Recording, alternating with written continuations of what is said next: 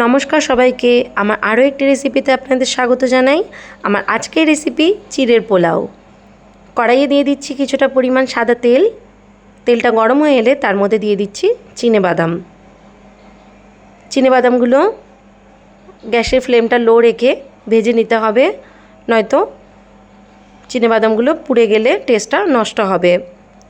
এভাবে বারবার করে নেড়ে চিনেবাদামগুলো ভেজে নিতে হবে। দেখুন এখানে চিনেবাদামগুলো ভাজা হয়ে গেছে। এবার আমি এগুলো তুলে রাখব।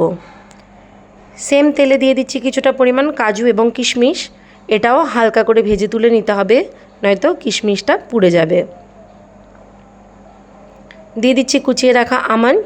আমন্ডটা এখানে অপশনাল, আপনারা চাইলে নাও দিতে পারেন। আমন্ডটাকেও হালকা ভেজে আমি তুলে রাখবো। সেম তেলে দিয়ে দিচ্ছি একটা তেজপাতা, দিয়ে দিচ্ছি দুটো শুকনো লঙ্কা, দুটো এলাচ, সর্ষে। এখানে কালো এবং সাদা সর্ষে আমি দুটোই ব্যবহার করেছি, আপনারা যে কোনো একটাও ব্যবহার করতে পারেন। দিয়ে দিচ্ছি একদম অল্প পরিমাণ সাদা জিরে। ফোড়নটা ফুটে উঠলে তার মধ্যে দিয়ে দিচ্ছি গাজর কুচি।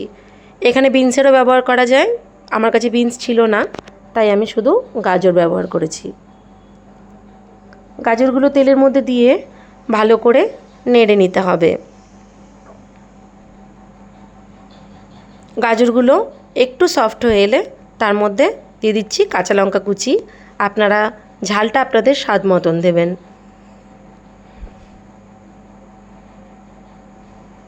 কাঁচা লঙ্কা দিয়ে আবারও ভালো করে সবটা নেড়ে নিতে হবে।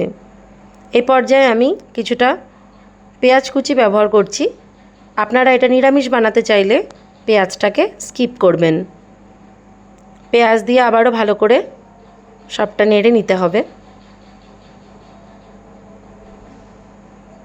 এবার অ্যাড করছি কিছুটা টমেটো কুচি। টমেটোর জন্য একটা ট্যাঙ্গি ফ্লেভার আসে, তাই আমি ব্যবহার করছি।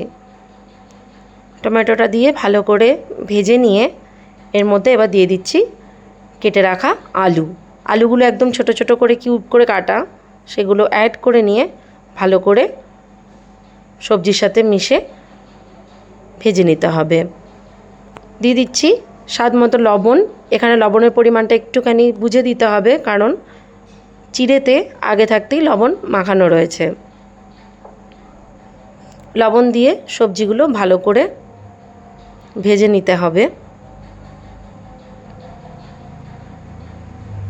দেখুন এই পর্যায়ে সবজিগুলো সবটাই ভাজা কমপ্লিট। আলু সিদ্ধ হয়ে গাজর কুচি, পেঁয়াজ সবটাই ভাজা এখানে হয়ে এসেছে। এই পর্যায়ে আমি সবজির মধ্যে দিয়ে দেব চিড়ে। চিড়েটাকে আমি 2-3 বার জলে ধুয়ে তার মধ্যে লবণ, চিনি এবং হলুদ গুঁড়ো দিয়ে আমি জল ঝরিয়ে মাখিয়ে রেখেছিলাম।